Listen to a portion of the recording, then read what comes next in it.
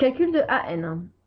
Donc, on a cette formule ici donnée dans le formulaire. Allez la rechercher si vous n'avez toujours pas où la trouver.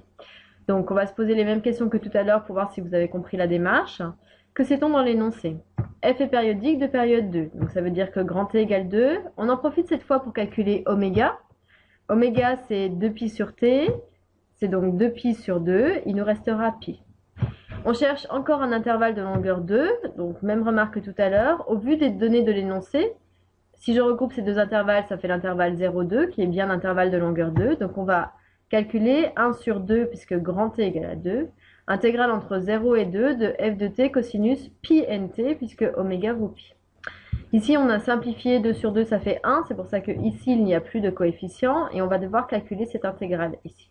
Donc on voit que sur l'intervalle 0,2 en fait c'est les intervalles bien définis par la fonction. Mais cette fonction prend deux valeurs différentes sur chacun des intervalles. Donc on va devoir partager l'intégrale en l'intégrale de 0 à 1 plus l'intégrale de 1 à 2.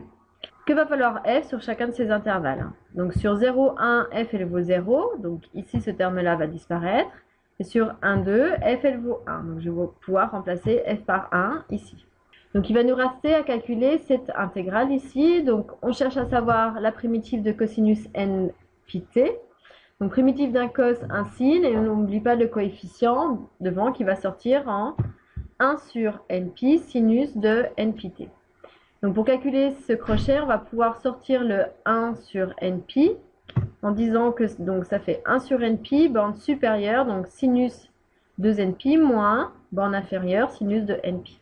On va donner maintenant les valeurs de ces deux éléments ici, parce que c'est des choses faciles à calculer.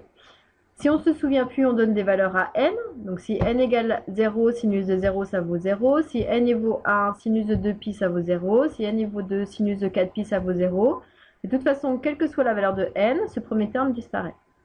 Deuxième chose, pareil, si n vaut 0 pour ce deuxième élément, sinus de npi vaudra 0. Si n vaut 1, sinus de pi, cette fois je suis de l'autre côté du cercle, vaudra encore 0. Si n vaut 2, sinus de 2pi 0, si n vaut 3, sinus de 3pi 0, de toute façon ce terme-là vaut 0. Donc AN vaut 0.